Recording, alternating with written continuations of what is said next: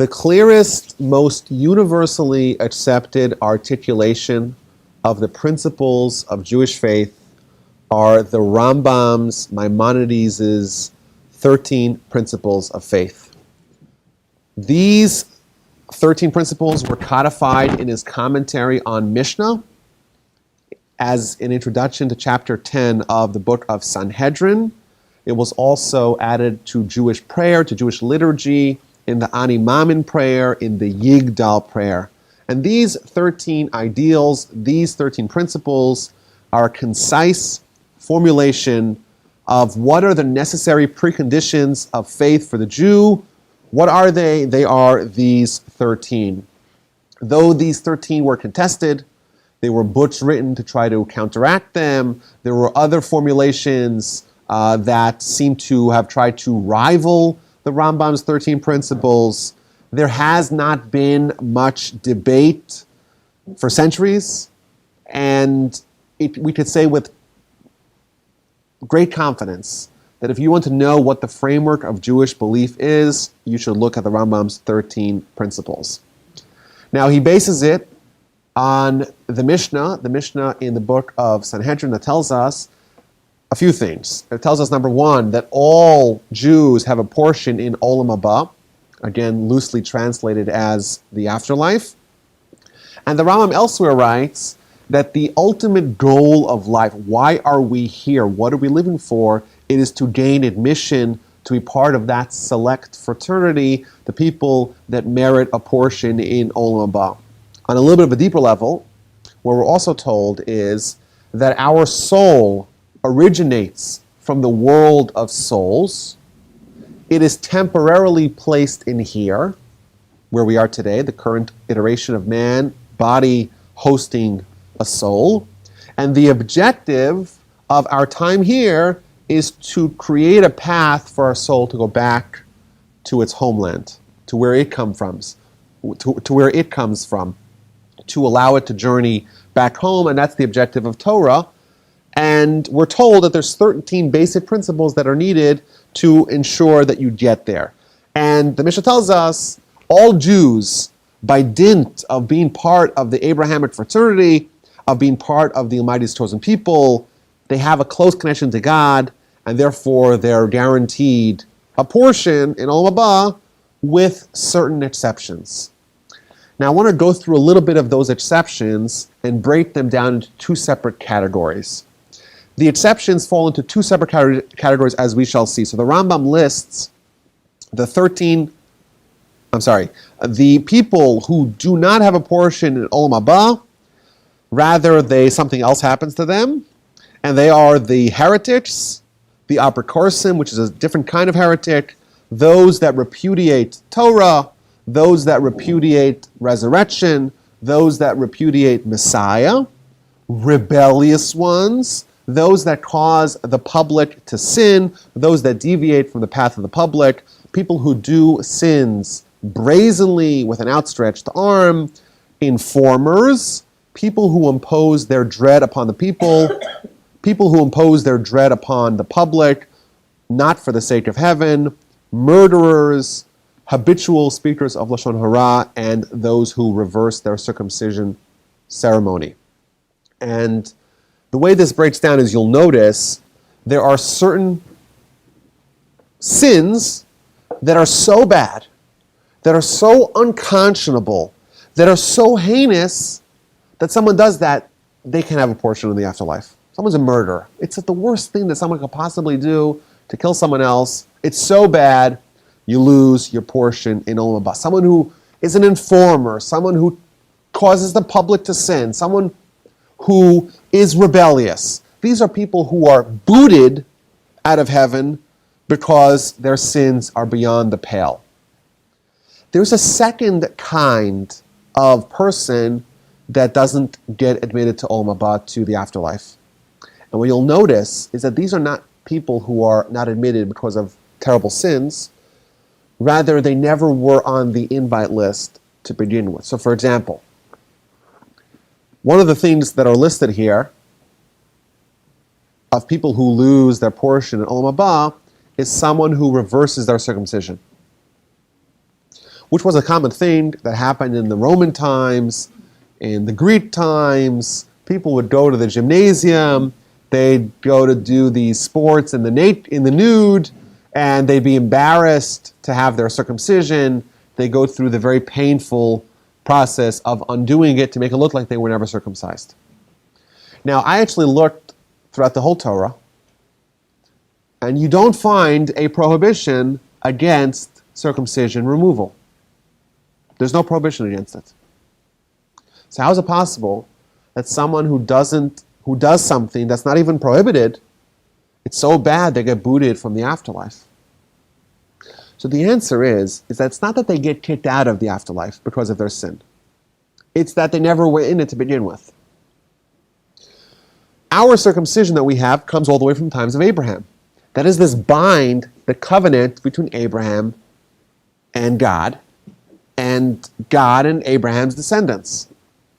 The only reason why we have a connection to spirituality, to purity, to the world of our souls, is because we, by default, are part of the Abrahamic fraternity. Whatever we have with Abraham, we're kind of latching onto his relationship with God. We're joining the fray. We're jumping on the bandwagon. And therefore, whatever relationship he had with God, we are kind of inheriting in it. Therefore, what happens when someone says, you know what? I am not interested in this bind of the Abrahamic fraternity, this symbol of the brand of Abraham. I'm not interested in the circumcision. It's not that this is a sin, that it's so bad, kicks them out of heaven. It's because they themselves are saying, I'm not interested in the prerequisites for heaven. It's not that they did something so bad that they lost admission. It's that they disincluded themselves from the group of people that have admission. And therefore, you don't want to be part of Abrahamic's family, his destiny, his legacy. Okay, you find yourself now outside of the doors of heaven. When we're told that there's 13 principles of faith, these, again, are ideals that may not be even a mitzvah. For example, there is no mitzvah in the Torah, thou shalt await Messiah. It doesn't say it anywhere. And even the references for Messiah are not explicit, they're not overt. Again, the Talmud spends a lot of time trying to show where it's hinted. For example, we recently had the idea of the splitting of the sea, and after the splitting of the sea, there's the song. How does the song begin? Az Yashir Moshe. Then Moses will sing. That's if you read it literally. Says the Talmud, this is evidence that Moses is coming back. It's an evidence. This is evidence of the resurrection. But again, it's a hint. It's not something which is explicit. And so there's no mitzvah to believe in the resurrection. There's no mitzvah to believe in the Messiah. Yet if you don't believe in it, you're out of the fold. You lose your portion in Olam Haba. That's the answer. The answer is that when there are certain ideals, certain behaviors that are central to be part of the team, the fraternity, so to speak, that gains you admittance to Olam Haba to begin with, there's 13 principles of belief, and there's certain behaviorisms that are necessary to be included in this group of people. That's the general idea of the 13 principles, what they do, what they evoke within us. And as we spoke about last time, they break down into 3 different categories. I want to get more into these 3 categories because I think they open up for us new vistas of faith that we never had access to prior. The first 5 of the 13 principles orient around our relationship with God. The next 4 orient around Torah. And the final 4 orient around reward and punishment, but also around the afterlife and the events that we don't experience in our world, reward and punishment, Messiah, and resurrection of the dead. It is interesting that these 3 ideals, the idea of God, Torah, reward and punishment, they relate to the 3 revelations of history. There's 3 revelations in history, and all of Jewish history, and most of Jewish prayer orients around these three ideas. And that is creation. That's when God created the world. B, it's Exodus, when God revealed himself not via creation, but via taking the nation out of the land of Egypt, doing all the miracles concomitant to the Exodus. Sinai experience, revealing himself, that's Torah. And C, it's the future redemption, which we call Messiah, resurrection of the dead. When we say that we believe really in these three revelations of God, the one of the past, the one of the present, and the one of the future. The past is where God hid himself, so to speak, in the world. God created the world, but did it in a way that not every single thing that exists is stamped in a undeniable way. This is the handiwork of God. God is, so to speak, hidden behind the facade of nature. And that was God's creation. And of course, God is still feeding life to this creation, but that is going back, so to speak, to the 6 days of creation and the world that resulted from God's work. And then you have Torah. Then you have this middle revelation. And there's many important differences between these two revelations. So most important is that whereas God is hidden in nature, God is not revealed in the world around us. His handiwork is present, his signature, so to speak, is not. And therefore, if someone wants to understand God, someone wants to reveal or discover God from the world around them, they could do it, but it's pretty hard. It's hard because he's hidden. There is the veneer, there is the facade, there is the obstacle of nature that seems to obfuscate God. And then what happens at Sinai? Or even earlier? What happens at the burning bush? Moses has prophecy. And that kickstarts essentially 40 years of non-stop, clear, undeniable, revealed miracles on a regular, ongoing basis. So of course, it starts with Moses, and he starts having prophecy with God. And for 7 days they're talking, and they're planning the Exodus. And of course, Moses is objecting, he's resisting, he doesn't want to. We read about this chapter 3 of the book of Exodus. Finally, Moses goes to Pharaoh and starts doing miracles. He drops the staff, take it with Aaron, it turns into a serpent, and that's just the beginning. And of course, we have the 10 plagues. And each one of these 10 plagues, well, what do you see? You see the nature being defied. And you see targeted, specific miracles. They're targeted because they only affect the Egyptians. They don't affect the Jews. And they're covering the totality of existence. Every power that people could have said is its own independent power, now everyone sees it's undeniable to all. This is really all coalesced in the hands of God. And he's able to dispense it and disperse it at will. You have a glass of water. The Jew drinks it, it's water. The Egyptian drinks it, it's blood. And that's present throughout the whole land of Egypt. Every single Jew has this incredible, transformative, transcendental experience. God is involved with me on an individual. He knows who I am. He knows that I'm the Jew, my neighbor is the Egyptian. I have the water, he has the blood. And that is the pattern throughout all the 10 plagues. Culminating, of course, in every Egyptian household, there's at least one dead person at the death of the firstborn. And amongst the Jews, even the dogs don't bark. This is not a hidden miracle. This is not some sort of what we have to try to figure out, where is God? It's evident. It's evident to all. And it gets even more intense. It escalates. Jewish people leave. Of course, there's all kinds of miracles. You have 18 minutes to gather millions of people together and move them 120 miles. That's, of course, something that can only happen via miraculous means. The Jewish people spend 7 days until finally they're trapped. They're surrounded by their enemies. and the enemies have blood in their eyes. They are out for revenge.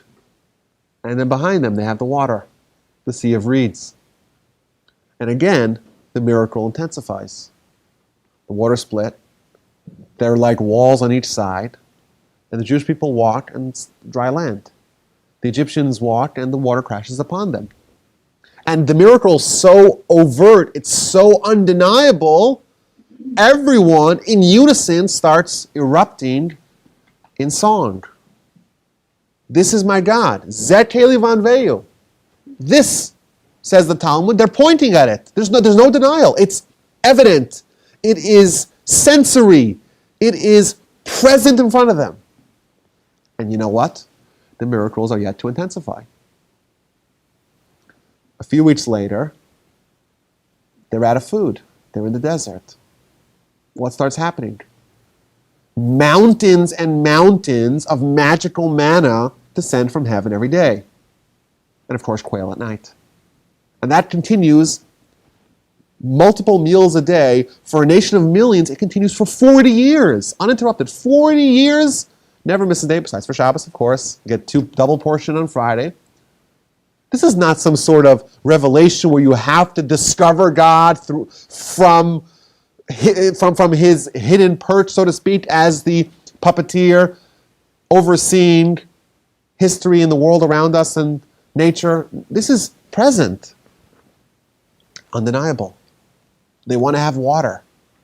Simple. Moshe, go hit the rock, and the rock splits into two, and there's enough water to give water to a nation of millions, each one of them, by the way, with many, many animals and livestock and things like that. Again, these are God revealing himself in a way that's undeniable. And of course, the absolute zenith of that is at Sinai. An entire nation, men, women, children, future people who have yet to be born. In fact, the Talmud says future converts that have yet to convert. All of them converge on the mountain and temporarily experience prophecy, hear the words of God directly. And of course, they hear it, and it's too painful for them. And they tell Moses, no, this is beyond us. This revelation is even too much for us. But it's quite clear. And the Torah emphasizes this and reiterates this again and again. This was not something that Moses heard by himself. This was the entire nation. Every single person experienced prophecy. Directly. God talking to them directly. And you know what? That is a fact that has not been contested since then. And that is the second revelation. And of course, that continues all the way to the Jewish people entering the land of Israel. Once they enter the land of Israel, they're almost on their own. Yes, there are still some miracles, there are still some prophets, but Moshe's gone, the ever-present miracles are mostly gone, and it's a different world. But these 40 years, that's a non-stop revelation of God, where God exposed himself in the world. And God tells us, as we read in Deuteronomy chapter 4, God spoke to you face to face. Something that's never happened, never been replicated. That's the second revelation of our history. And it's targeted because it's only for the Jews. No one else experiences it unless future converts. They were there kind of on a spiritual level. And that's the second kind of realm of our history. And there's many parallels, by the way. The Talmud points out that if you count the amount of times it says, and Hashem said, let there be light, let there be this, let there be that, you count it in Genesis, it's 10 of them. There's 10 utterances of God in Genesis. The revelation of Genesis is 10 utterances. Well, what's the revelation of the Exodus? 10 plagues, corresponding to the 10 utterances. 10 commandments at Sinai. These are all the same thing, God revealing himself. The difference is that for the creation, it's hidden. God's utterances are hidden in the world that he created. If we want to discover God through that process, we have to extrapolate. We have to extract from the world that he created those 10 utterances. Whereas by Sinai and by the Exodus, the miracles, the 10 plagues and the 10 commandments were evident to all and undeniable to all those who participated in it. Well, if you already have the complete face-to-face revelation of the Exodus, why is there a need for a third revelation yet to come? And the answer is that the Jewish people got the Torah, had the experience of the Exodus, witnessed these tremendous miracles, and therefore they were elevated to a level of emunah, of faith, that's unprecedented. Well, what about the rest of the world? What about all of humanity? We're a small sliver of everyone. We are anticipating a third revelation, a revelation that will create the same effect that the second revelation gave to us, and it will have the same effect for all of humanity. Everyone will know. Everyone that is created will know that you created. Everything that's been formed will know that you informed him. Everyone who has a soul will say, Hashem Elokei Yisrael Melech u'malchuso b'kol mashallah. God, King of Israel, is king, and his kingdom dominates all. That's what we're looking forward to. That's the third realm, the third revelation that we're anticipating. And these three things are the three principles of the 13 principles. The first 5 are belief in God, God the Creator. Now, it's important to stress, when we talk about God the Creator, what's the first verse of the Ten Commandments? I'm Lord your God, who took you out of the land of Egypt. For us, the belief in God is not just the God who created the world, it's that intimate relationship of the God who took us out of the land of Egypt, the face-to-face kind of relationship.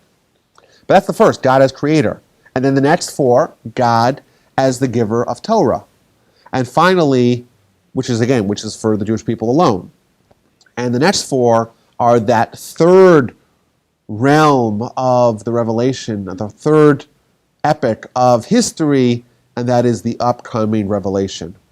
I want to point out, just briefly, that this pattern exists elsewhere. For example, a very famous teaching in the Talmud tells us that the world is a 6,000-year ordeal. 6,000 years. This is from the book of Sanhedrin on page 97a, on the bottom. They taught in the Academy of Elijah, the world is 6,000 years. 2,000 years of emptiness, of desolation. 2,000 years of Torah. 2,000 years of Messiah. This one statement is going to provide for us a framework of Jewish history, also a framework of world history, but also it's going to highlight these 3 kind of shifts that are going to happen in the world. You have 2,000 years of emptiness. This era is a time where no one recognized God, where the revelations were not manifested to the world, where people were engaged in idolatry, where people engaged in paganism, where the revelation of God was completely hidden. And who shows up at the end of those 2,000 years? Of course, that's Abraham. And in fact, the Jewish sources peg Abraham to be born in the year 1948 from Adam. And Abraham shows up and he begins to discover God. Now, how does he discover God? He discovers God who was hidden. God is hidden in the world, and Abraham analyzes and studies the world and draws God out, so to speak, of the hidden world around him. Abraham takes the world of emptiness, of desolation, and provides the world with some light, infuses some light amidst the darkness.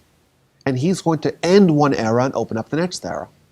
He's going to open up the world in which the ideals of monotheism are going to be perpetuated to his children, but also God's going to promise that his children are going to be the people that get the next, so to speak, get a down payment, so to speak, on the next revelation.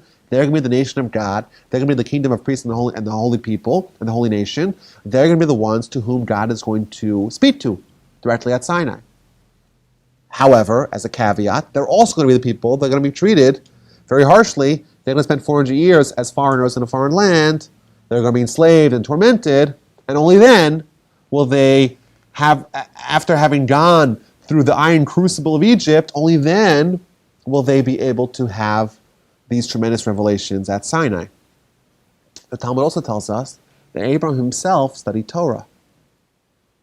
How old was Abraham when he studied Torah?